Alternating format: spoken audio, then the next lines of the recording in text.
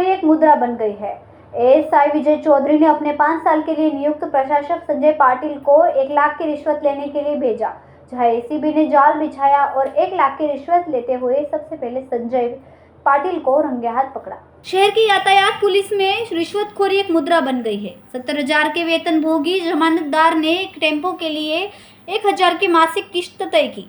ऐसे 100 टेम्पो के तहत एएसआई विजय चौधरी ने अपने 5 साल पुराने एडमिन संजय पाटिल को 1 लाख रुपए की रिश्वत लेने के लिए गुरुवार दोपहर उद्योग नगर के पासो शॉपिंग सेंटर भेजा, जहां एसीबी ने जाल बिछाया और 1 लाख की रिश्वत लेते हुए सबसे पहले संजय पाटिल को रंगे हाथ पकड़ा। बाद में बिचौलिए ने जमानतदार को फोन करके बताया कि रिश्वत की रकम मिल गई है, तो दूसरी टीम ने बाजार क्षेत्र में ट्रैफिक सिग्नल पर ड्यूटी पर तैनात एएसआई विजय चौधरी को भी पकड़ लिया। संवाददाता सुनील पटेल, BHP न्यूज, सूरत।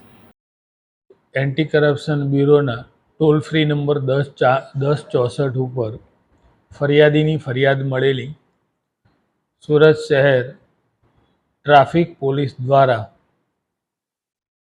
टेम्पो दीठ 1000 રૂપિયા एम 100 टेम्पोना 1000 लेखे लाख રૂપિયાની લાંચની માગણી થયેલ હોય, જે લાંચની માગણી જે ટ્રાફિક પોલીસના એએસઆઈ વિજય રમણ ચૌધરી તથા સંજય પાટીલ જે એક પ્રજાજન છે, જે પ્રજાજન લાંચની રકમ સ્વીકારતા રેડ હેન્ડ પકડાયેલા અને એ વિજય સાથે એમનું મેળાપીપણું હતું। આથી ટ્રાફિક પોલીસના એએસઆઈ તથા સંજય પાટીલ બંનેનાઓની એસીબી દ્વારા અટકાયત કરવામાં આવેલી છે અને આગળની કાર્યવાહી હાથ ધરેલી છે। હા, એ તપાસ હવે અમારી તપાસમાં જે બી બાબતો આવશે એ પાછી આપને જણાવીશ।